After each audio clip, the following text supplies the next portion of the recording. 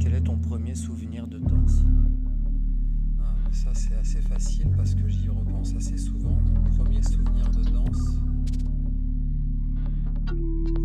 Alors, non, si je suis honnête, mon tout premier souvenir de danse, je crois, c'est de voir, quand j'étais enfant à La Réunion, ma mère dansait à la Cour des Arts et mon père faisait du judo à la Cour des Arts aussi. Et les deux faisaient l'activité ensemble et nous, on les attendait dehors dans la cour. Et je me souviens de regarder par la fenêtre ou la petite porte mon père faire du judo et ma mère danser. Donc ça, c'est peut-être mes premiers souvenirs de danse. Après, le premier souvenir de danse avec une émotion, avec quelque chose qui m'a touché, avec quelque chose qui m'a bouleversé sans comprendre ce qui se passait, en fait, c'est Sankaijuku au volcan au Havre, où j'avais la chance d'aller voir deux trois spectacles par an, parce qu'il y avait un petit abonnement jeune, genre un spectacle de danse, un de théâtre, un de cirque, un truc dans le genre. Et je me souviens très bien d'une pièce de Sankaijuku dont j'ai plus le nom. Première fois que je vois du buto et je pleure pendant toute la pièce.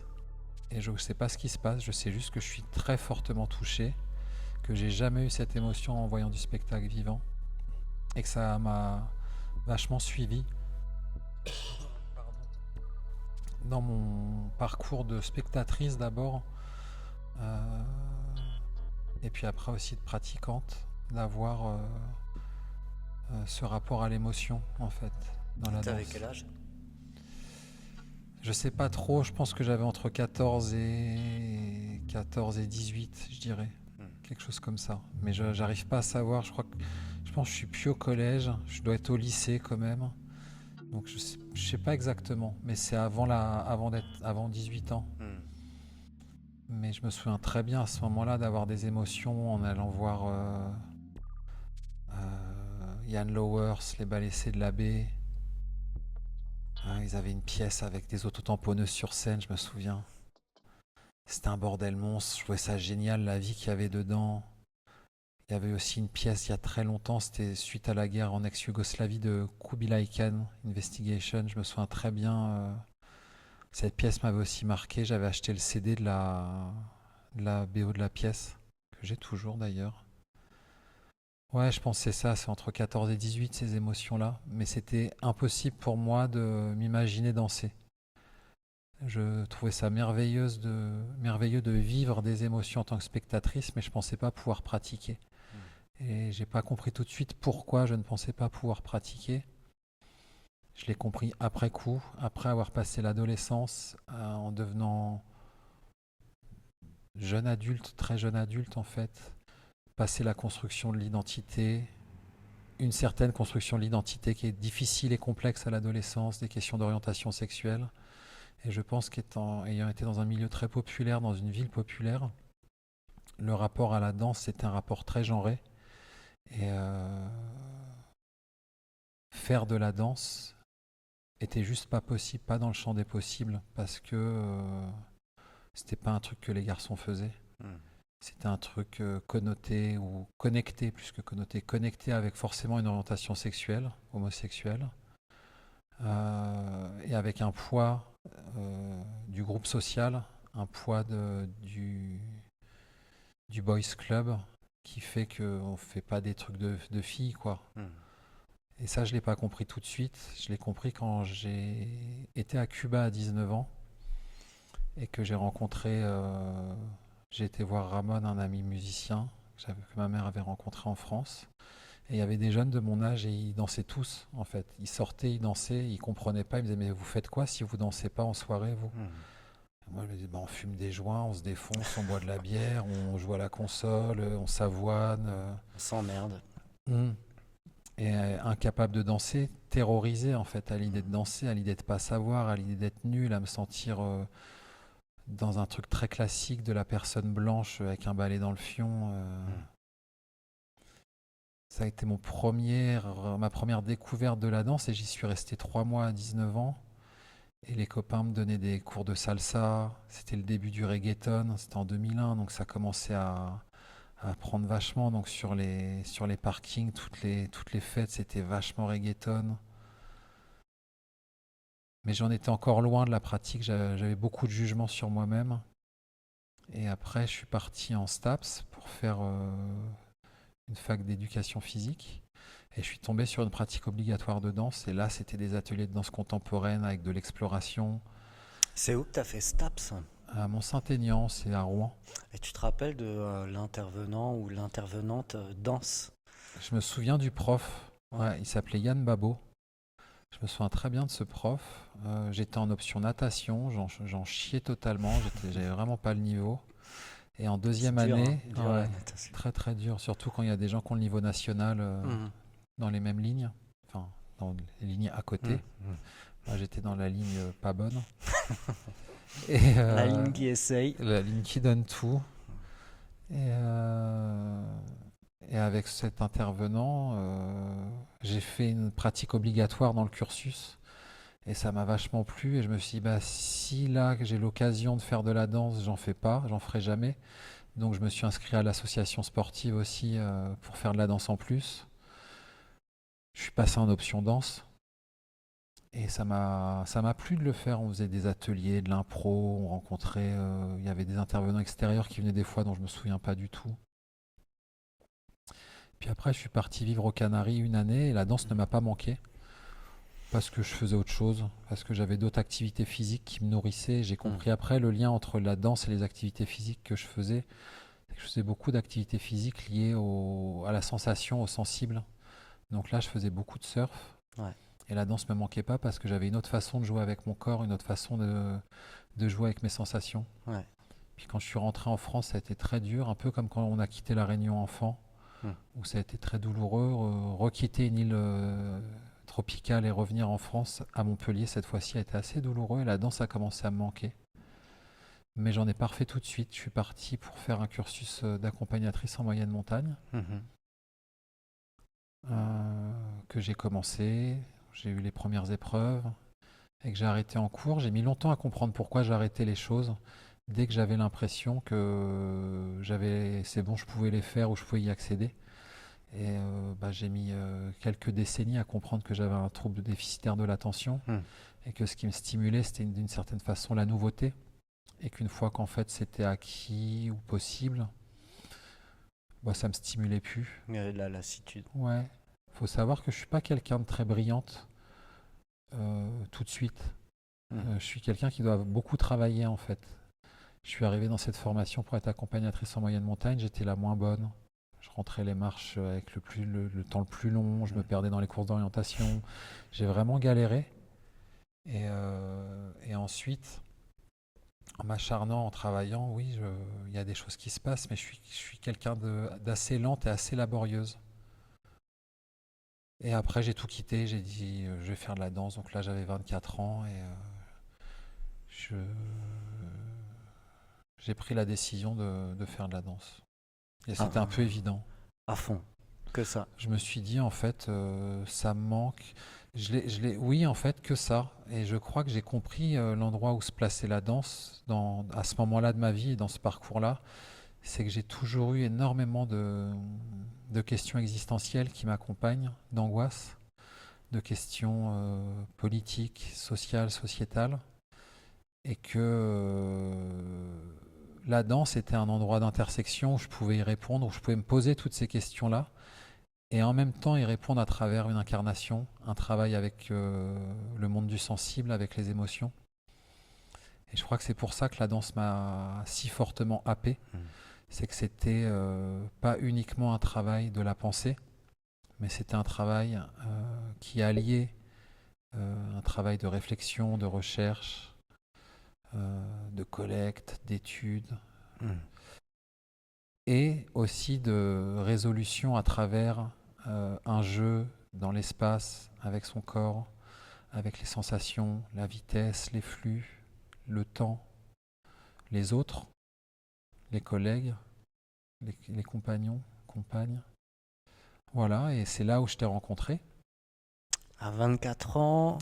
Ouais, j'avais 24 ans T'avais quand je suis 24 arrivé. ans. J'ai eu 25 en 2006. Donc, En 2006. Waouh. à Colline, on s'est rencontrés Ouais. à Colline en 2006 et j'avais 24 ans, j'allais sur 25. C'est là que, ouais, pour ma part aussi, on faisait de la danse toute la journée, toute la semaine. À l'époque, c'était 7 jours sur 7, hein, il n'y 7 avait jours pas de sur 7. relâche. C'était C'était une dinguerie. c'était une dinguerie, ouais. Bah, tu t'es cassé le pied, tu as Ouais, eu des fractures de fatigue, toi aussi, tu t'es je blessé. me suis blessé les deux pieds. Pas mal de collègues aussi. Ouais, c'était mal C'était, pensé. c'était en même temps génial d'avoir la chance de danser autant, mais en même temps, on n'avait pas les corps préparés, on était tout neuf à cette pratique autant intense que moi, par la suite, j'ai jamais retrouvé Non, je pense que autant. personne n'a les corps préparés pour Ouais, pratiquer 14 jours sans repos. ouais. Je pense que n'importe quel sportif de niveau, donc oui, c'était peut-être nécessaire pour faire tenir une formation professionnelle en 2 ans. Hmm, En tout cas, c'était un choix qui a été fait. hmm, On s'y est rencontrés pendant 1 an avant que tu partes chez Emmanuel Gatt, et que tu te professionnalises plus vite que nous. Mais voilà, c'était une formation pour ma part assez difficile parce que je suis arrivé avec beaucoup de naïveté en pensant que je quittais le monde du sport où j'ai toujours détesté la compétition, hmm, que ce soit dans ma vie personnelle, privée, dans la conception d'une société. Donc pour moi, j'ai jamais fait des sports compétitifs, j'ai fait des sports où il y avait un rapport avec le temps. hmm, La natation, tu es avec ton chrono, tes sensations, des sports de pleine nature. hmm, Mais gagner m'a jamais intéressé. Et pour que quelques-uns gagnent, il faut beaucoup qui perdent. Donc je hmm, trouve que même philosophiquement, ça me pose énormément de problèmes hmm, sur ce que ça crée comme société de personnes perdantes, en hmm, fait. Quel est cet intérêt-là? Sachant qu'il y a des jeux qui existent où personne ne gagne, personne ne perd. Il y a des hmm, sociétés qui ont des jeux où tout le monde gagne, où le fait de jouer est le but. hmm, hmm. Mais je pense que j'avais le fantasme que dans la danse, il n'y aurait pas de compétition parce que c'était le monde de l'art, c'était pas le monde du sport. Et je suis tombé, vachement déchanté parce que c'était une formation à l'époque où il y avait une énorme mise en place de compétition Hmm, entre les personnes en formation, qui était une façon d'avoir une forme de pouvoir sur le groupe, de contrôler le groupe. Ceux qui dansent, ils vont pas trop parler, ils vont pas trop se plaindre. Ceux qui se plaignent, c'est parce qu'ils dansent pas. Enfin, il y a des mécanismes et des leviers assez simples, pas simples, assez basiques hmm, et assez minables pour moi, qui étaient mis en place. D'autant que j'étais pas prête physiquement, que j'avais encore plein de résistance, plein de réticences. Moi, dans mon corps de danseuse, dans mon chemin de danse, qu'il y avait des choses que je n'étais pas capable de faire, des choses que je voulais pas faire, et que cette résistance m'a pas aidé non plus hmm. dans ce cadre pédagogique. Et je dirais que j'ai appris beaucoup de choses. J'ai fait des super belles rencontres de toi, de Nina Santès, de Bastien Lefebvre, de Clémentine Maubon, de Marion Bouisset. Je veux dire, j'ai fait vraiment des belles rencontres et c'est des gens qui sont encore dans ma vie professionnelle, artistique et personnelle. Mais c'est une formation qui m'a énormément abîmé l'estime de moi parce que c'est une formation qui a été très dégradante, avec des mots dégradants entendus, des situations dégradantes entendues, toujours des positions. J'étais toujours dans la deuxième distribution, donc celle qui ne danse pas, celle qui est là pour doubler et qui ne danse quasiment jamais. Et ça m'a abîmé, je porte ce trauma-là en fait. Hmm. Et j'ai traîné une forme de trauma qui est d'être convaincu que je ne suis pas bonne danseuse, que je ne sais pas danser, parce que je l'ai beaucoup entendu en fait, et que c'est pas anodin en pleine formation, en plein moment de reconversion professionnelle en plus, d'être confronté à des mots dégradants. Il y a des situations qui ne sont pas, qui n'empouvoirent pas, mais qui au contraire enlèvent de la capacité d'agir, de faire, de décider. Et sorti de là, j'étais blessé. Ouais, il y avait ça aussi que tu portais à la sortie, les blessures. Vu que j'ai tenu, qu'on m'a fortement enjoint de quitter la formation et de me barrer, et j'ai tenu, j'ai pas voulu partir, c'est mon corps qui a lâché. Donc j'ai eu un double névrome de Morton, qui est une tumeur bénigne qui passe sur les nerfs du pied, mais je n'ai pas pu poser les pieds au sol sans douleur pendant 4 ans. Après la formation. Après la formation, je suis sorti de là déjà. Quand on sort de formation, c'est très angoissant. On ne sait pas comment on va trouver du travail. Ouais. On ne sait pas comment faire. Mm, La mm. première année, alors il y a quelques élus qui vont avoir tout de suite du boulot. Moi, j'ai mis 3 ans avant d'avoir des premiers contrats. J'exagère, c'est faux. C'est faux. J'ai eu un premier contrat avec Odile Duboc en 2009. Odile qu'on avait rencontré en formation, et c'était la première chorégraphe à la toute fin des 2 ans qui avait fait danser les 11 personnes, qui n'avaient pas fait des histoires de distribution, de caste, et les 11 avaient leur place, et d'un coup j'avais ma place, et j'étais plus nulle, j'étais juste une danseuse comme une autre. En tout cas, je suis sorti blessé, j'ai pas pu danser tout de suite. J'ai au début dit non à Odile quand elle m'a proposé une reprise de rôle parce que j'avais mal aux pieds, et on m'a dit tu peux pas dire non à ça en fait. Et en parallèle, vu que on m'avait dit qu'il fallait que j'arrête la danse, je me suis dit, ça m'a mis dans des gros états de dépression après l'engagement qui avait été mis à l'œuvre. J'avais très envie de me foutre en l'air. Et en même temps, je me suis dit, peut-être que je peux plus danser ce qu'on me demande de faire, aller passer des auditions, essayer, mais que je peux encore faire les choses que je me propose à moi. Et ça revenait convoquer mon envie, le truc qui me stimulait dès le début, le fait que j'avais envie d'être autrice de mes mouvements, autrice de ma danse. Et j'ai postulé pour une formation à l'abbaye de Royaumont. Et à l'abbaye de Royaumont, il y avait une formation qui était dirigée par Myriam Gourfink. J'ai fait une année, pas à temps plein, mais on va dire une année de été 2009 à été 2010, de travail avec des intervenants extérieurs. J'ai rencontré Yann Marussich, qui est un performeur suisse avec lequel j'ai travaillé par la suite. Le travail de Myriam, j'ai rencontré Gianna Dupont qui est devenue ma prof de yoga pendant 10 ans. Myriam avec qui j'ai travaillé après sur trois pièces, et j'ai fait mon premier solo. En fait, quand j'avais pas mon poids sur les pieds, j'avais pas mal aux pieds et j'avais très envie de me foutre en l'air et de me pendre, et je me suis dit, je vais peut-être pas me pendre par le cou, mais je vais me pendre par les pieds. C'est quelque chose dont j'ai pas du tout parlé dans la genèse de ce solo. J'ai parlé beaucoup d'un travail de rapport à la gravité. Et il y avait ça. Est-ce que c'est grave ? Et moi, pour moi, c'était d'une gravité sans nom, en fait, de ne plus pouvoir danser, de pas pouvoir poser les pieds au sol sans avoir mal. Et j'étais aussi dans des réflexions plus philosophiques, plus spirituelles, à me dire, si je change de point de vue, est-ce toujours aussi grave ?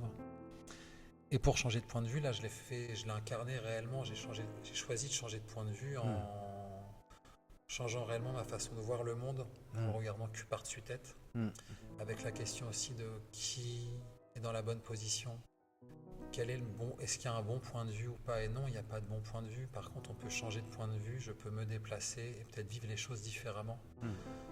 Et j'ai créé ce premier solo qui s'appelle La 36e chambre à Royaumont, en faisant une maquette.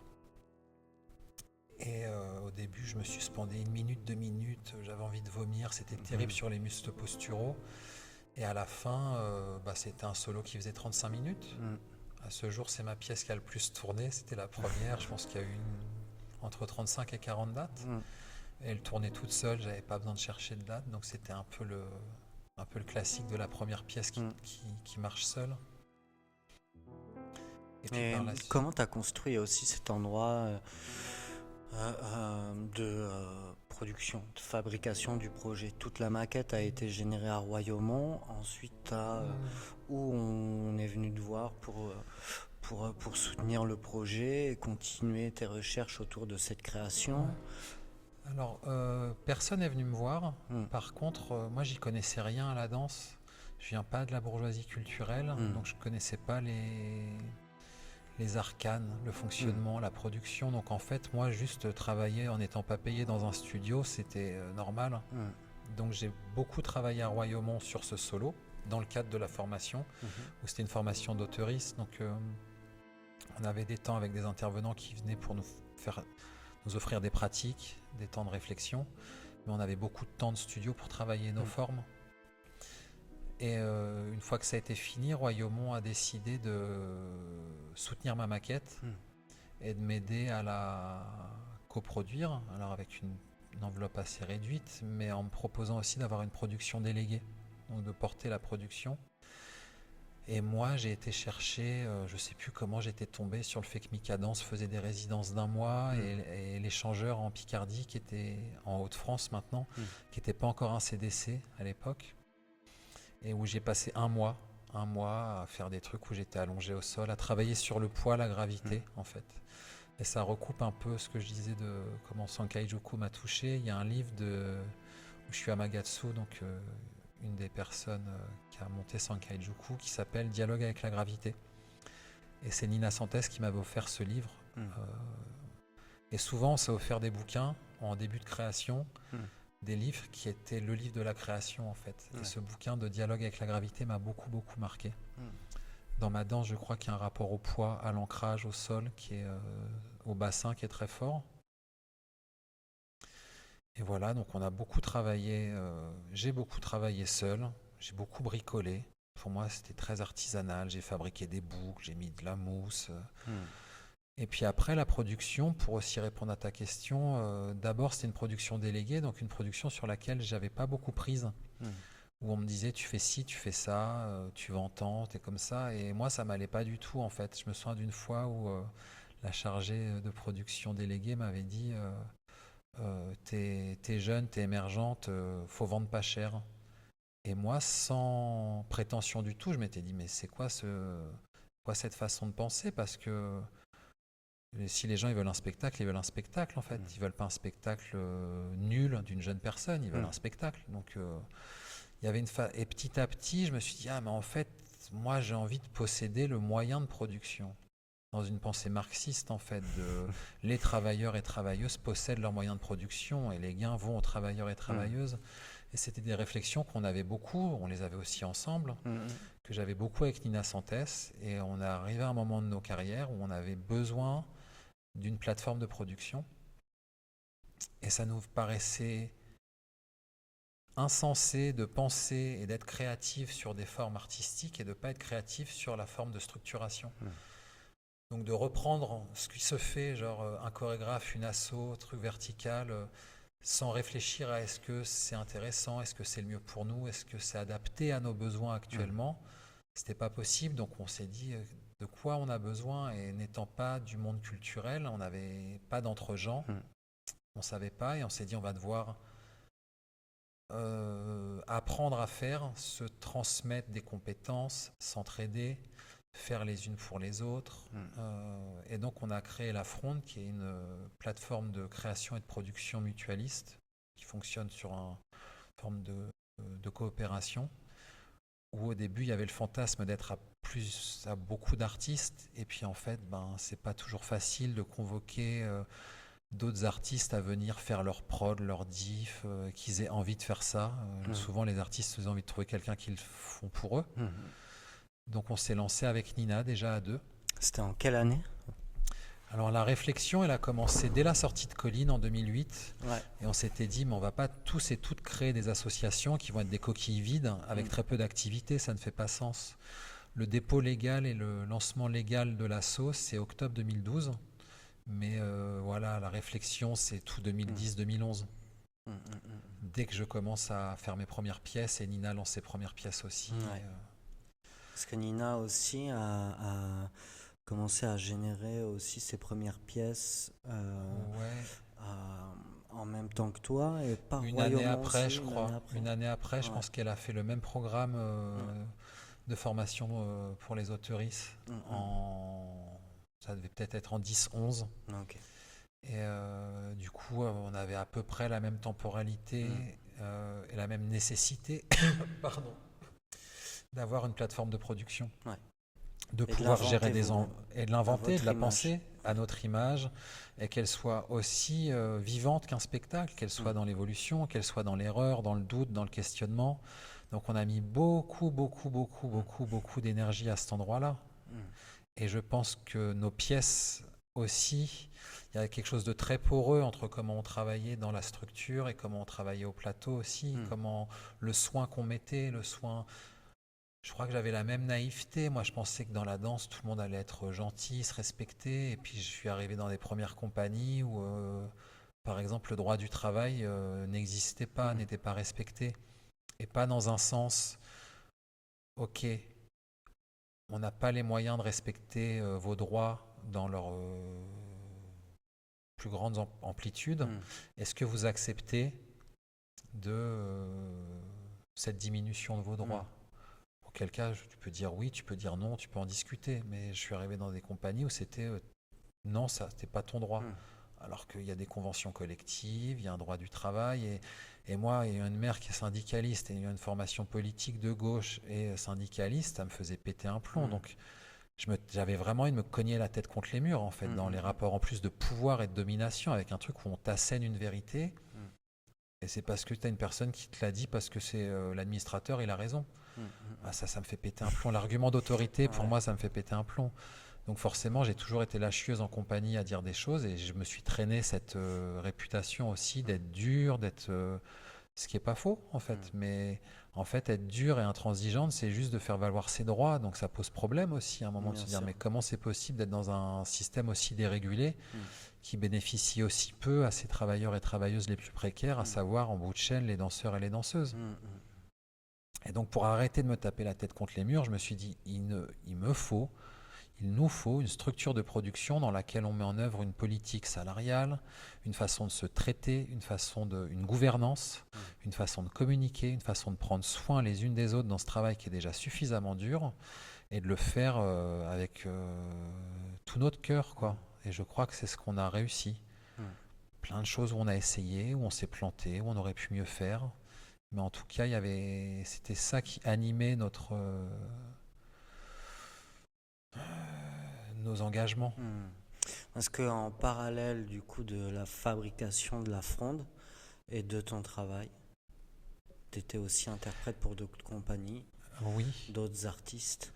Bah oui, parce qu'au début, en fait, mon travail, comme je te disais, je faisais des résidences où il n'y avait pas pas d'argent. Donc en fait, je travaillais autant que je pouvais, autant que j'en avais la possibilité, le droit, les moyens, pour d'autres compagnies où j'étais rémunéré. Et sur les temps vides, j'essayais de travailler pour moi sans me rémunérer. Donc je travaillais tout le temps. En plus du montage de la structure, où on a appris à tout faire. On a appris à avoir des cerveaux de producteurs, de comptables, d'administrateurs généraux, de diffuseurs, diffuseuses. Mais oui, donc j'ai commencé ma carrière d'interprète en parallèle pour mon travail et aussi avec d'autres. Donc j'ai commencé à bosser avec Odile Duboc et pour moi c'était mon premier contrat, donc c'était assez merveilleux. C'était une reprise de rôle et puis après il y avait une nouvelle pièce et je me disais ça y est, Odile Duboc, quoi. Moi je dis toujours aux gens quand ils la connaissent pas, je dis c'est la Pina Bausch française, quoi. Comment vous pouvez ne pas la connaître? Puis elle est morte en plein pendant la création et ça a été un peu violent. Déjà de perdre Odile, qui était une personne que j'appréciais beaucoup, et puis de perdre mon fantasme de réussir à lancer ma carrière professionnelle.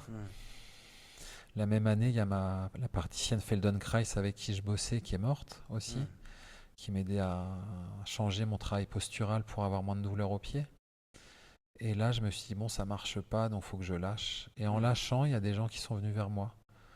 J'ai eu un petit moment, comme on a tous à un moment, tous ou toutes à un moment dans nos carrières, 2-3 ans où le boulot vient à nous. Donc j'ai bossé avec Alban Richard, après j'ai bossé avec Myriam Gourfink, avec Pascal Rambert, avec Stéphanie Aubin. Je dois en oublier dans le lot. Avec Julie Nioche aussi, qui était une chouette rencontre sur toutes les pratiques somatiques. Et oui, et puis plus j'ai commencé à faire mon boulot, moins j'ai eu de temps pour le faire, pour bosser avec d'autres. Et c'est pas aussi parce que tu as commencé à initier ton propre travail que on a pu aussi te découvrir autrement et t'inviter à participer je pense qu'il y a des créations, des projets. Je pense qu'il y a des chorégraphes qui aiment travailler avec des personnes qui sont dans des positions d'auteurisme. Je pense à Odile Duboc, je pense à Julie Nioche. Il y a des chorégraphes qu'on peut identifier comme étant des chorégraphes qui travaillent avec des chorégraphes. Si on prend qui est passé chez Odile Duboc et qui est au chorégraphe maintenant, Boris Charmatz, Emmanuel Huynh, Myriam Gourfink, Julie Nioche, enfin je vais en oublier plein, David Drouard, David Vampac. Il y en a beaucoup. Chez Julie c'est pareil, il y a pas mal de chorégraphes, chez Myriam aussi. Après, je pense qu'au bout d'un moment, c'est peut-être l'effet inverse, c'est que j'étais trop identifié comme chorégraphe pour qu'on m'invite encore comme interprète. Mhm. Moi, déjà, j'avais beaucoup moins de temps et puis j'ai commencé à réussir à générer de l'économie avec mon travail de compagnie. Donc, je pouvais me rémunérer et arrêter de courir après le boulot aussi Ouais. pour d'autres. Je courais après le boulot pour moi. Euh, donc, il y a eu une deuxième pièce en 2012 dans laquelle on a travaillé ensemble avec Nina aussi. Ça s'appelle Derrière la porte verte. Et je pense que, comme dans la 36e chambre, je n'ai pas réussi à parler de la question de la santé mentale, de la dépression, du suicide, de la blessure, du handicap, des difficultés associées à tout ça. Je pense que dans Derrière la porte verte, le truc caché, parce que c'est une pièce sur un dialogue avec la gravité encore, où on est suspendu par les poignets, qu'on n'est pas totalement au sol, pas totalement en l'air, on est dans cet entre-deux, où il y a quelque chose de très lourd par moment et de très planant à d'autres moments, mais de très douloureux. Mhm. Je pense que c'était très fortement une pièce sur le lien. Mhm. C'était une pièce sur le lien et c'était pas étonnant que ce soit une triangulaire Mhm. parce que et puis on avait un fil à la patte toujours, on avait toujours une corde à la main, donc par quoi on est relié, qu'est-ce qui nous relie, est-ce qu'on peut se rapprocher les unes des autres, parfois non, parfois oui. Et le fait d'être en triangulaire, je pense que c'était se poser beaucoup de questions sur ce que c'est que d'être seul, la solitude, l'isolement, comment on va vers l'autre, comment on interagit à deux, c'est quoi d'interagir à deux, comment on interagit à trois, c'est quoi une relation amicale, une relation amoureuse à deux, une relation amoureuse à trois, une relation amoureuse à plus de deux. Et ça commence par trois du coup. Et je pense que c'était quelque chose, des choses qui m'animaient en fait, mais que j'ai jamais transposé de façon littérale au plateau. Ça n'a jamais été une pièce sur le polyamour, c'est pas la question. C'était un gros dialogue avec la gravité, un truc très incarné, mais c'est une pièce sur le lien, sur ce qui nous unit, réunit, nous éloigne, et comment on communique. Comment on communique sans les mots, comment on communique juste en regardant le poids de l'autre. Voilà, ça je garde un très bon souvenir de cette pièce qui a très peu existé. Qui a existé pour nous déjà. Ouais, qui a existé pour nous. Et pourquoi ces titres très liés au cinéma? Eh ben écoute, je pense C'est parce des que titres de films. c'est des titres de films. Je pense que j'ai une culture cinématographique populaire Ouais. et qu'au début, faut trouver des titres quoi. Faut trouver des titres et ça me faisait marrer en fait de venir piocher dans le monde du cinéma et cette culture populaire. Et la 36e chambre de Shaolin, c'est une pièce c'est un film qui m'a beaucoup parlé parce que aussi le Wu-Tang et ce qu'ils ont fait. Comment la culture hip-hop a aussi repris la 36e chambre de Shaolin. Beaucoup de films de la Shaw Brothers, cet univers-là. Mais bon, la 36e chambre, elle n'existe pas. En fait, il y a 35 chambres et la 36e chambre, elle est créée à la fin par un moine qui est parti du monastère pour transmettre aux laïcs, aux non-religieux, les exercices des 35 chambres, le kung-fu quoi. Donc je trouvais génial et fascinant de me dire cette 36e chambre n'existe pas, on la crée, on l'invente et c'est une chambre dans laquelle on invente de nouvelles choses, on se suspend par les pieds, on se transforme et c'est un espace qui n'existe pas en fait, mais qu'on peut inventer, créer. Derrière la porte verte, c'est un film de cul porno culte des années 70. Et ça me plaisait beaucoup justement, je pense que dans la question du lien amoureux, de se dire qu'est-ce qui se passe derrière un rideau en fait, qu'est-ce qui se passe dans l'intimité, qu'est-ce qui se passe dans nos intimités, et derrière la porte verte en fait, il se passe dans le film plein de pratiques hors normes on va dire, ou des pratiques qui normalement se partagent que dans l'intimité, qu'on ne doit pas voir, mais qui sont des pratiques là du coup vues, exposées. Et ça me plaisait, je crois, de mettre la touche de titre à cet endroit-là dans l'univers, même si ça transparaissait pas, n'étant pas une pièce sur la sexualité, par exemple. Et dans ta pièce d'après, tu crées encore un univers à découvrir avec des paradis. Ouais, en fait, c'est un peu un triptyque où il y a un triptyque avec un dialogue avec la gravité. La 36e chambre où il y a une suspension, la tête en bas, derrière la porte verte où on est accroché par les poignets, les pieds au sol, et des paradis qui étaient pour moi la volonté de revenir au sol. Je pouvais redanser sur les pieds enfin sans douleur. La Donc, maladie il y avait allait ça mieux. aussi, ça allait mieux. Et j'avais envie de retourner à me questionner sur l'espace, le territoire. Je vivais dans 12 mètres carrés à Paris, ça m'a traumatisé. Et ça m'a beaucoup fait réfléchir sur l'insularité. Est-ce que quand on vit sur une petite île, on est plus libre de nos mouvements, moins libre? Est-ce qu'on est limité? Il n'y a pas de bonne réponse, j'en sais rien. Ça dépend des jours, ça dépend de comment on est. Mais en tout cas, je vivais aussi en Île-de-France. Et la question de la surface, du rétrécissement de la surface, de la diminution de la surface vitale était très prégnante dans mes questionnements. Il y avait aussi la question de comment est-ce qu'on fait les ponts entre les choses. Et je voulais retourner sur un sol, mais pas un sol neutre. Je voulais un sol qui modifiait le rapport à la gravité. Donc j'ai beaucoup réfléchi pour arriver à danser dans 6 litres de lubrifiant pour que le sol soit totalement glissant. Donc on commence pas la pièce sur ce sol glissant, on commence la pièce par tout un travail assez minimaliste autour du centre de soi, de se recentrer, de se centrer, tout un travail qui recoupe des choses que j'avais traversées de façon un peu concomitante grâce à Myriam Gourfink ou à travers les pratiques de Myriam Gourfink. Et une fois qu'on était centré, seul, on pouvait se retrouver, on pouvait se rencontrer. On pouvait aller vers l'autre et on pouvait aller vers l'autre pour se battre ensemble. Pas les uns les unes contre les autres, mais ensemble, parce que créer des paradis, c'est une utopie qui demande du combat. Donc c'était travailler sur des archétypes de la lutte, des archétypes de la protestation, des manifestations. Quel type de manifestation? C'était en 2015, donc j'avais été à Cuba plusieurs fois au carnaval de Santiago, où il y a des grosses déambulations, où ça tape du pied, ça avance en rythme, ça piétine. J'allais beaucoup en manif, c'était l'époque où on se battait très fort. C'était la loi travail déjà. Purée, c'est passé vite le temps, mon Dieu.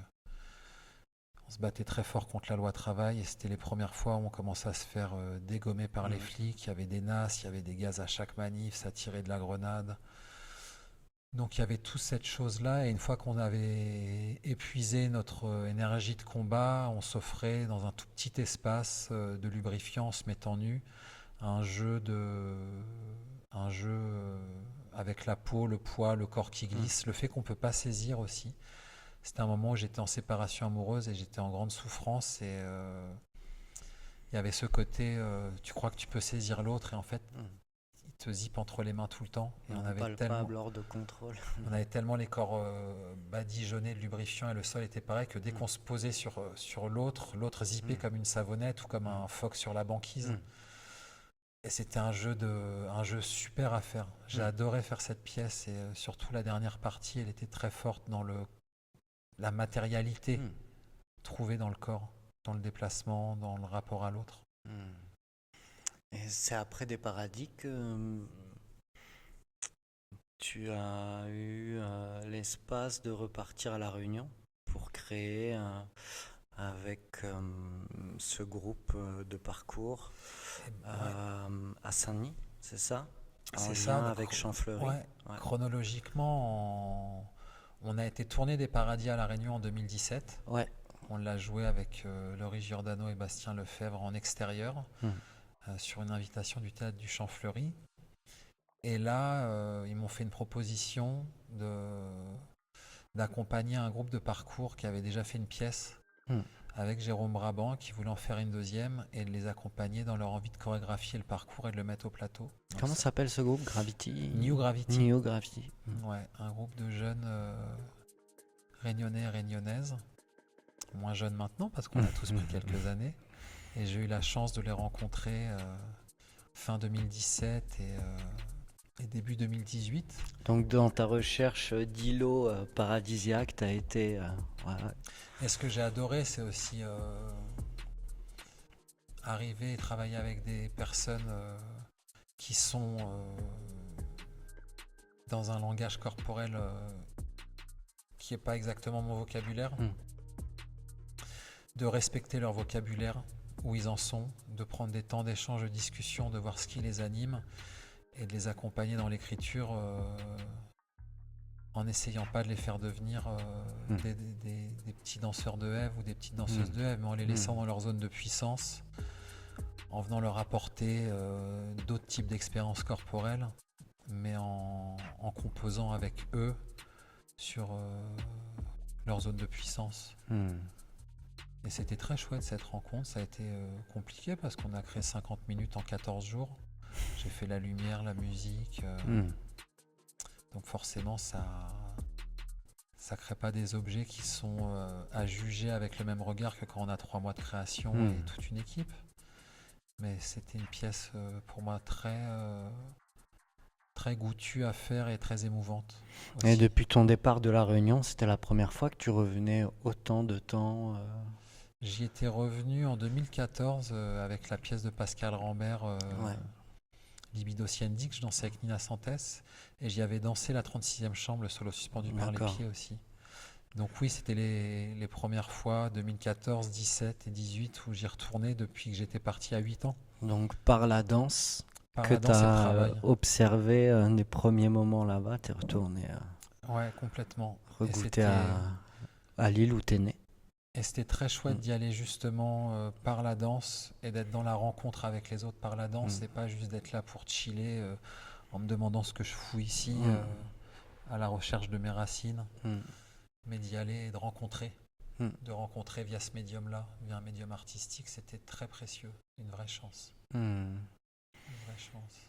Et comment s'appelait cette pièce avec les New Gravity ? Elle s'appelait The Sweet Way. Et parce qu'on cherchait la voie de la douceur, parce que il peut y avoir beaucoup de percussions, de vitesse, d'impact, de force, de fluidité aussi, mais en tout cas on a cherché une pièce qui était où leur vulnérabilité, leur tendresse aux hommes comme aux femmes et leur douceur pouvaient s'exprimer. Et l'amour qu'ils avaient les uns et les unes pour les autres pouvait s'exprimer. Et ça, c'était merveilleux de les voir me faire assez confiance pour se rendre vulnérables en restant dans leur zone de puissance. Mais je me souviens de Momo qui était vachement dans l'animation de ce groupe. Il avait un texte à la fin et il pleurait quand il le jouait, son texte. Et c'était bouleversant pour moi parce que c'était sincère. Totalement. Ce qu'ils venaient toucher, ce qu'ils venaient offrir, c'était des beaux cadeaux qu'ils ont fait, ces danseurs et danseuses. De générosité à corps perdu. Et tu as continué ce travail avec des danseurs d'autres horizons ou danseurs amateurs où tu as partagé un process qui s'appelle Des Autres Paradis. Oui, on a collaboré aussi sur Des Autres Paradis. En fait, en 2015, quand j'ai commencé à vouloir faire des paradis, je me suis dit, je n'arriverai pas à faire plus qu'un trio, des moyens de production, mais je bosserais bien avec des groupes plus grands. Et dès que j'ai commencé à bosser dans la danse, j'ai bossé dans la transmission, avec l'échangeur en Picardie. Et là, j'avais postulé pour un contrat local d'éducation artistique à la Briqueterie, en région parisienne, en banlieue sud. Je ne sais plus si c'est à Ivry ou Villejuif, je dirais Ivry, c'est à Ivry-sur-Seine. Et j'ai eu ce contrat local d'éducation artistique et j'avais articulé donc c'était sur un territoire pendant 1 an et j'avais articulé ce projet sur des paradis. Et j'avais des temps de travail de des paradis et des temps de travail avec des publics amateurs différents, des enfants qui partaient pas en vacances d'un centre social, des gens qui venaient s'inscrire le soir pour une pratique amatrice. Voilà, donc il y avait des groupes différents que j'ai retrouvés tout au long de l'année. Et les questions que je me posais en trio, je les posais aussi à tous ces groupes. Il y avait littéralement des questions que je posais sur c'est quoi ton paradis, c'est quoi ton rêve, pourquoi tu rêves pas, qu'est-ce qui t'empêche de rêver. Et j'y répondais, des fois avec le trio pro et des fois avec les autres groupes. Et ça a créé 2 formes en parallèle qui sont nourries l'une et l'autre. De l'une de l'autre parce qu'elles se sont créées en même temps. Et ça a donné une pièce pour 14 à 16 personnes qu'on a fait ensemble à la Briqueterie, que j'ai fait aussi au Théâtre d'Arles en 2019 avec Bastien Lefebvre et que j'ai fait aussi à Reims avec Bastien Lefebvre, je crois, je sais plus, 2015, je pense aussi, ou 2016, enfin, il y a un petit moment. Et c'était génial de bosser avec des gens, avec un grand groupe, de les embarquer dans des matières, de voir comment le groupe y prend, comment la confiance elle se crée, comment les matières elles se transmettent, elles se, elles se transforment, elles mutent dans les corps des différentes personnes, différents âges, différents parcours de corps. Ça a été un long process. Ouais, Du coup, c'était un long cette vie de process. Desparadis et finaliser entre guillemets ce triptyque Ouais. qu'a Ouais, vécu sous des formes sous différentes. des formes différentes, que tu as Ah réussi ouais, à faire vivre sous des c'est vrai formes que différentes. maintenant que tu le dis, c'est un process qui commence en 2009. Hmm. Et la dernière fois que j'ai joué la dernière fois qu'on a joué des autres paradis, c'est 2019. Ouais. Donc c'est vrai qu'il y a 10 ans sur ce triptyque et ce travail autour de la gravité. 10 ans de travail fort au niveau de ces questions-là dans le corps. Avec des petites incursions à l'intérieur, où en 2018, il y a cette commande avec le groupe de parcours des New Gravity. En 2016, il y a un duo avec Kazé pour les sujets à vif à Avignon. Et ce qui marque un peu une bascule vers de nouveaux projets, quoi. Ouais. Un nouveau cycle, je dirais, qui s'ouvre à partir de 2019. Ouais. Ou en tout cas, c'est un peu un moment charnière jusqu'à réussir à ouvrir un nouveau cycle. Ouais. Et 2019, je crée La poursuite du cyclone, qui est une pièce où j'ai envie de reconvoquer la colère, la rage, comme source de transformation face à des injustices. Ouais. Après avoir beaucoup travaillé sur l'acceptation, l'abnégation et la douceur. Ouais. Et avec l'envie de détruire un certain monde, en fait, pour pouvoir renaître. Je pense qu'il y a quelque chose que j'avais pas encore capté sur la transition et qui pourtant était en marche depuis 2016. Ouais. Mes processus de création sont lents, c'est souvent 2 ans. Donc Ok. la première de La poursuite du cyclone, c'est 19, mais on commence en 17 le boulot, quoi. D'accord. Et donc oui, c'est un solo sur le deuil que j'ai créé une cérémonie pour nos mortes, la mort de mon père quand j'avais 11 ans, pour laquelle il n'y a jamais eu de cérémonie. Donc venir m'en inventer une, venir détruire des choses qui me paraissent être injustes, et puis à la fin être dans une forme de... Je crois que dans la pièce dit que je suis déjà morte 3 fois, ce qui était vrai à l'époque. Je pense que c'est lié à des cycles de dépression et de renaissance ou de sortie de dépression. Et à la fin de cette pièce, j'ai l'impression de renaître une 4e fois. Alors, dans cette pièce, tu détruis aussi un petit peu, c'est mon impression, Vas-y. mais les process de création passés. Ouais. Pour voilà, la transformer vers une nouvelle aussi écriture. C'est vrai, nouvelle écriture. Avec, si je puis me Vas-y. permettre, du texte que toi tu écris, que tu dis au plateau, qui n'avait pas apparu avant, si je me trompe pas. Non, je ne trompe pas. Et aussi dans une installation dans laquelle tu n'es plus toi dépendante, mais avec laquelle tu joues. Ben, tu as raison sur ces 2 points. Je pense que j'ai toujours écrit. Je me suis jamais donné de légitimité. Quand j'ai rencontré Kazé en 2016 pour Avignon, je l'ai accompagné vers de la mise en mouvement, la danse, et elle m'accompagnait vers de l'écriture. Et ça m'a ouvert, libéré, en fait. Et pour La poursuite du cyclone, j'ai écrit des textes, effectivement, que je dis, j'ai chanté aussi. Je m'y attendais pas trop, mais c'était très libérateur de pouvoir réintégrer une globalité de mon être. Je suis pas sans voix, en fait. Je peux parler, je peux chanter, je peux danser. Cette globalité, en fait, de l'accueillir, c'était très très libérateur. Et depuis, c'est vrai que dans mes pièces, il y a il y a un rapport à la voix, au chant, au texte qui est beaucoup plus présent que dans les premières pièces, qui étaient beaucoup plus, je pense, qui en avaient peur. Qui en avaient peur. Et c'est aussi, je pense, un moment où je commence à m'affranchir de mes figures tutélaires dans la danse. Je pense que mes premières pièces sont très influencées par le travail que j'ai pu faire avec Myriam, par le travail que j'ai pu faire avec Yann Marussich. Et qu'à ce moment-là, je commence à pouvoir me remixer tout ça, garder les choses, faire des choix et commencer à m'autoriser à écrire le mouvement comme je le souhaite, sans être d'une certaine façon prisonnière d'une filiation, en la reconnaissant, en la chérissant, en la mettant en valeur, mais aussi en me lâchant la grappe et en m'autorisant à faire d'autres choses, en fait, si je le souhaite. Donc,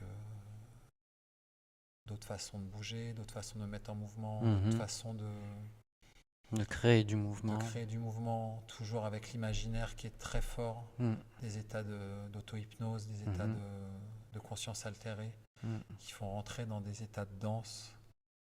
Une composition bornée, jamais une écriture fixe, parce qu'une écriture fixe, avec mon trouble déficitaire de l'attention, je pète un plomb. Donc des matières beaucoup travaillées. On sait quand on rentre dans quelle matière, à quel moment, dans quel espace, quel est le temps, quel est le flux, quel est le poids. Mais après, le passage de A à B, formellement, pas intéressant de savoir si le bras il était là ou s'il était là pour moi. Donc une écriture qui commence à me stimuler, l'envie de retrouver le groupe. C'est vrai que j'ai beaucoup alterné groupe solo, groupe solo, groupe solo. Le groupe commençant à 3 quand t'as pas d'argent. Donc je suis reparti dans une écriture d'un trio avec Soa Demuse et Kalish Toneto qui s'appelle Dans le mille. Au début je voulais l'appeler Dans ton cul et puis j'ai pas osé en me disant ça va pas m'aider à tourner. Déjà que c'est compliqué. Quitte à pas tourner, autant l'appeler les pièces comme je veux, je pense. Et c'était un solo, on va dire, pour la faire courte, un peu pour venir questionner l'organisation genrée de la société et une forme de binarité de cette organisation et de ce que ça implique pour les corps et dans les corps. Donc c'était venir travailler sur la question du cul, en fait, question du bassin, la question des fesses, la question de la sexualité, de la mise en mouvement, en fait, de cette zone. Dans ce trio, tu es au plateau avec ces deux artistes. Comment tu les as rencontrés? Calixto, c'est quelqu'un que j'admirais de loin et que j'avais invité sur Le Temps de Rien, qui est une performance pour une spectatrice. Et c'était notre première rencontre en 2010, c'est la première année du Covid, je crois, un peu avant. On se rencontre en 20 et en même temps, je lui propose de venir sur Dans le Mille. Donc, on s'est rencontrés un peu sur un feeling. Et Soa travaillait avec Nina. Et voilà, je me suis dit que c'était une chouette personne pour bosser sur ces questions-là. Et Calixto aussi. Donc on a beaucoup exploré les danses de bassin, les danses de fesses, les mouvements d'ondulation, de rond. Et là, tu t'es autorisé aussi un autre process où tu as invité des artistes en studio, d'autres pratiques ou d'approche de corps ou de style ou Ouais, je me suis lâché la grappe aussi sur ce que c'est que tu t'es fait plaisir. La bonne danse contemporaine, quoi. Je fais du striptease, j'ai invité Doris qui est une strippeuse qui nous a fait du strip, j'ai invité Aoki, Doris Arnold, j'ai invité Aoki Dasnekmon qui filait des cours autour des danses de fesses, de twerk, de mobilité du bassin. Pas dans l'appropriation culturelle, mais dans une forme de mobiliser le bassin, les fesses, cette zone-là. Donc ouais, c'était chouette de faire ces invitations-là. Et puis Soa et Calixto sont aussi des auteurices.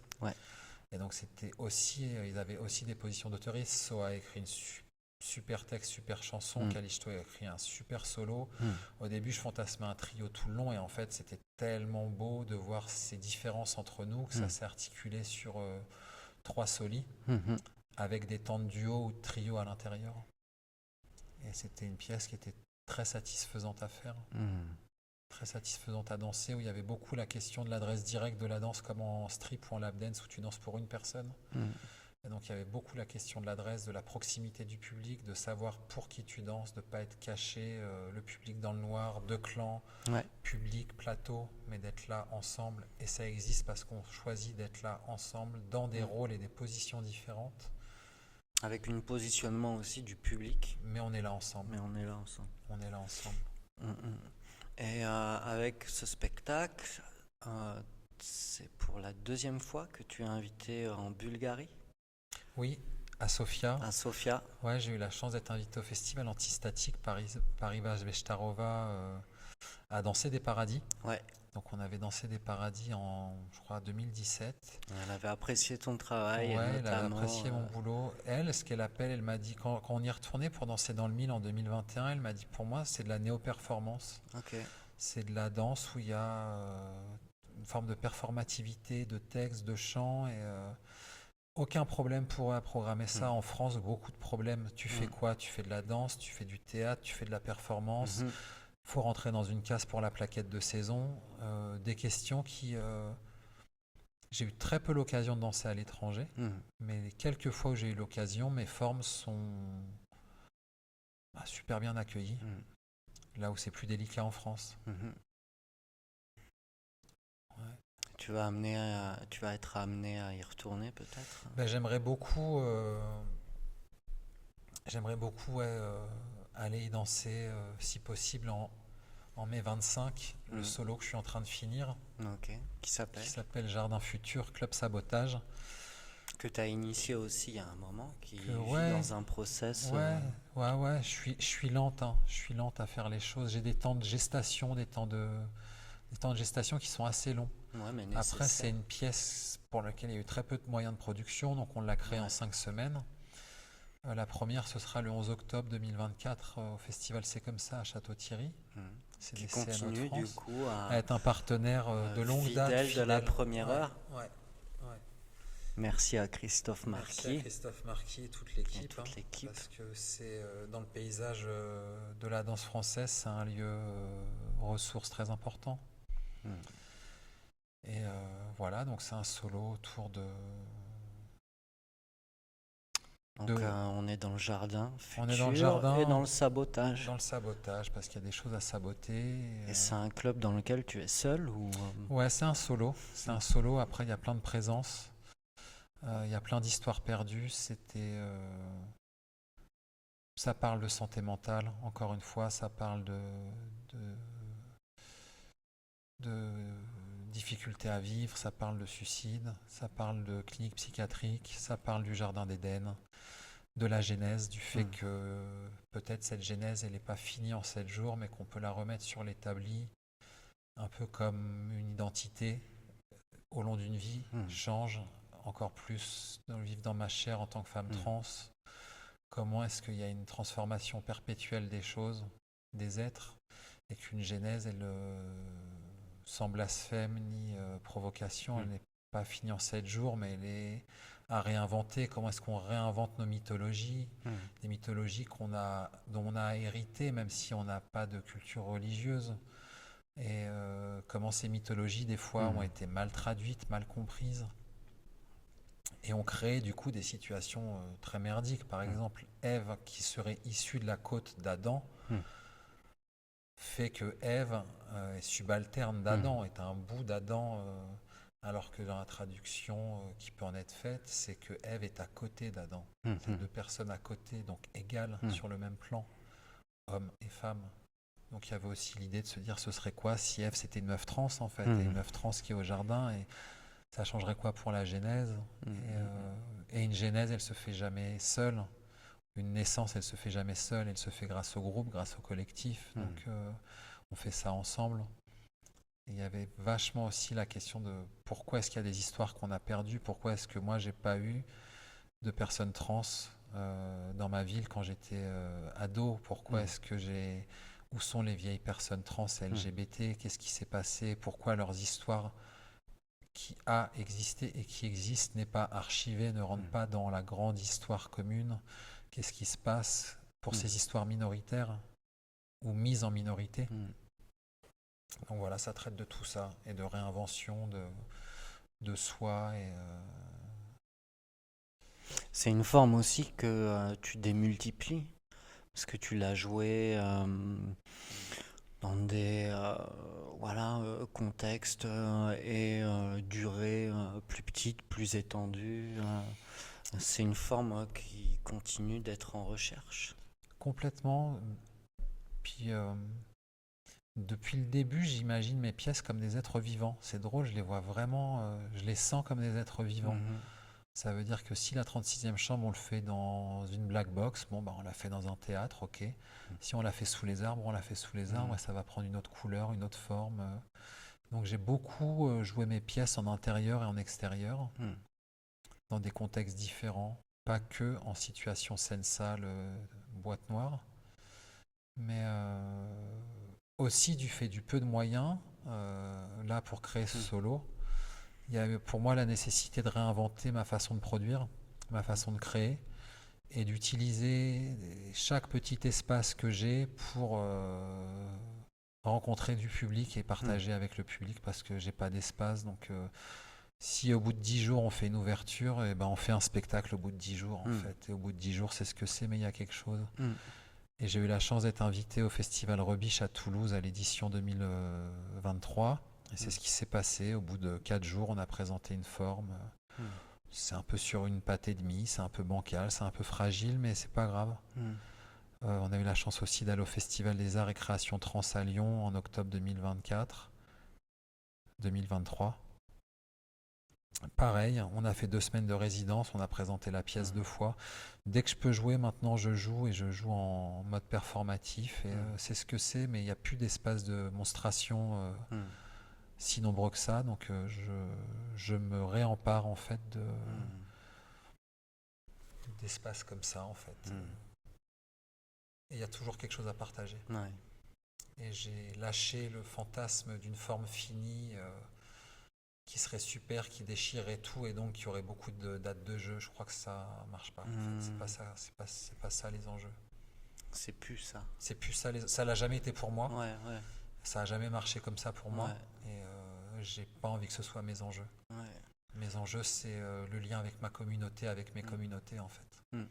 C'est ça les enjeux, c'est le partage.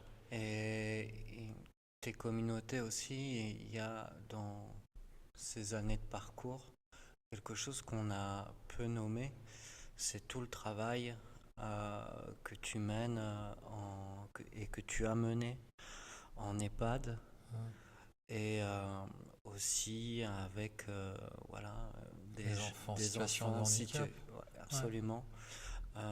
Depuis des années aussi.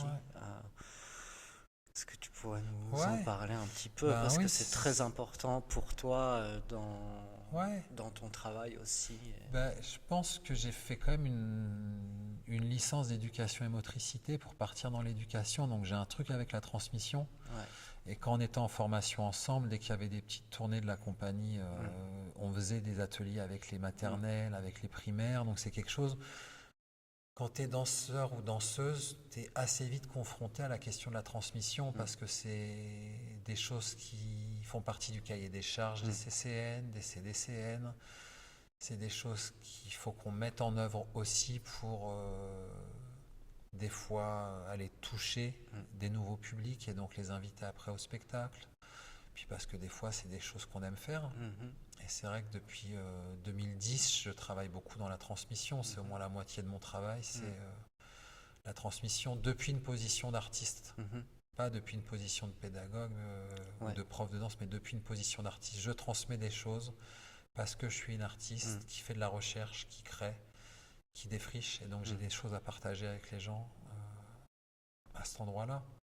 Et je travaille depuis le 2012 avec Agathe Provadel en Seine-Saint-Denis sur des gros projets en milieu sanitaire et social, culturel, hôpital, beaucoup en IME, IM Pro avec des enfants en situation de handicap, et aussi en en psychiatrie ouverte, en psychiatrie de jour, en psychiatrie enfant, adulte, en EHPAD comme tu le nommais. Et ça fait des rencontres assez merveilleuses. C'est vrai que c'est très... honnêtement, hein, je travaille pas autrement avec des enfants d'IME qu'avec un groupe d'adultes enseignants qui vient le soir. On travaille pareil, en fait.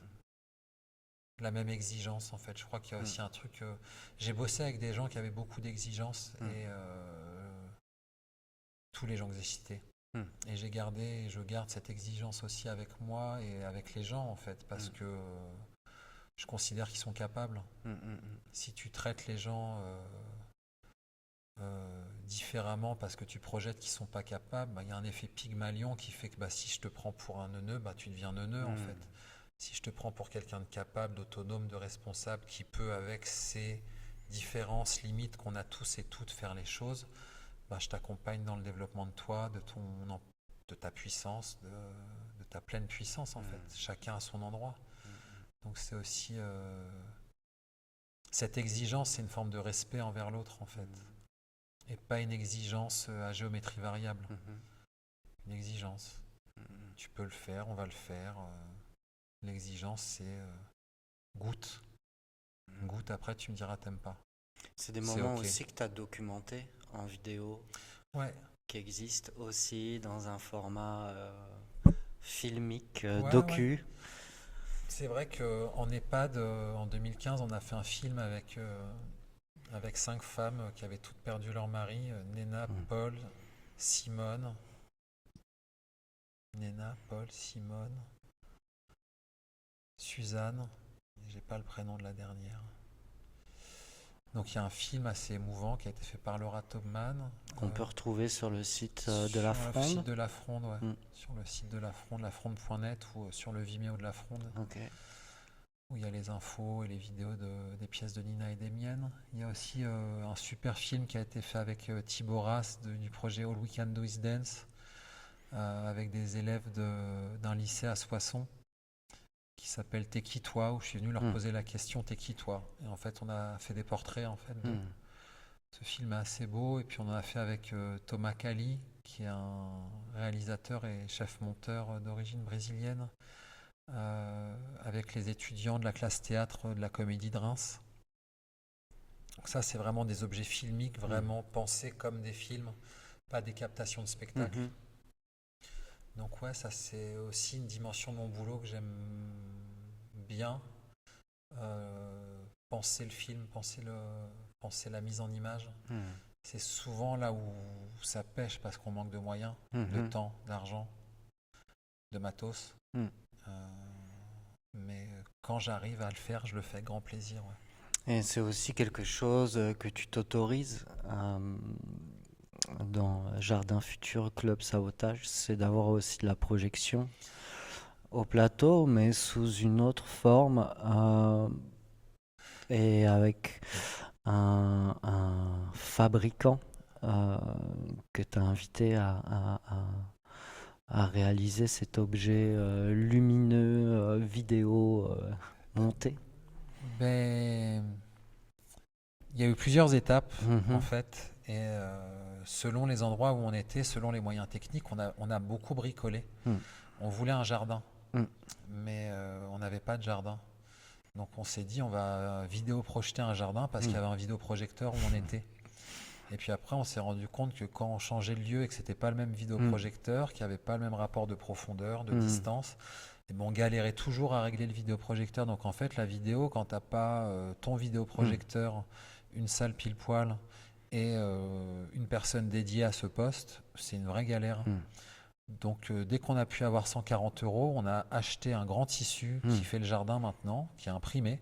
Donc là, il n'y a plus de mapping. Arsène Marquis a beaucoup fait de mapping, a appris à faire du mapping aussi, parce que Arsène est le couteau suisse incroyable sur ce projet. Il m'a aidé sur les plans techniques, dramaturgiques, d'écriture, de vidéo, de son. C'était très impressionnant de travailler avec lui, tellement il a des compétences pointues à tous ces endroits. Et maintenant, on essaye de se retirer de la vidéo. D'accord. Il y en avait au début, je fantasmais beaucoup de filmer quelque chose dans l'espace, Mhm. puis de le vidéoprojeter, d'aller danser dedans, donc qu'on voit mon corps et qu'il y ait une mise en abîme entre le corps qu'on voit de la vidéoprojection, Mhm. mon corps en live Mhm. et l'ombre qui apparaissait aussi Mhm. sur le mur où c'était vidéoprojeté. Ainsi, je me Il y a trompe. des images de ça. Ouais, il y a des images de ça qui existent, Il y a des que images vous et les pouvez images retrouver. fonctionnent assez bien en Mhm. fait. Les images sont chouettes. Après, le mettre en œuvre au plateau et lui donner un sens dramaturgique, Mhm. c'était beaucoup plus difficile. Donc on a été vers le moins de plus en plus, Mhm. virer la vidéo, vers de plus en plus d'analogique et de moins en moins de numérique. Il reste un peu d'analogique pour le surtitrage de la chanson de fin, Mhm. et on aimerait qu'il n'y ait plus de surtitrage de chanson de fin avec un vidéoprojecteur et d'avoir un sous-titrage analogique Mhm. avec un papier qui se déroule. Mhm. Donc c'est plutôt un retour à l'analogique après être passé par le numérique, la vidéoprojection, et avoir kiffé le faire. Mhm. J'ai adoré danser dans un espace dans lequel j'ai déjà dansé, dans lequel je filme la question du passé, la question de la redite, de la boucle, de la nostalgie. Il y avait des trucs que je trouvais très très forts qui vont pas être plus exploités que ça dans la forme finale. Le mot de la fin, Eve Mago. Le mot de la fin, je suis hyper heureuse d'avoir eu cet échange avec toi. J'adore discuter avec toi. Je trouve que tes questions et tes orientations étaient hyper pertinentes et m'ont permis de dérouler cette pensée.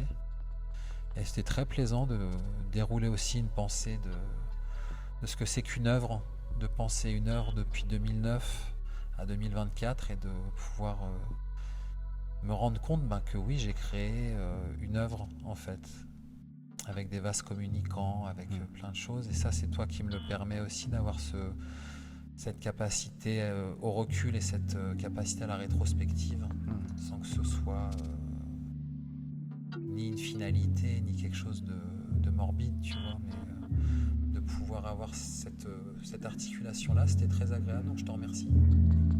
Merci Eve Mago.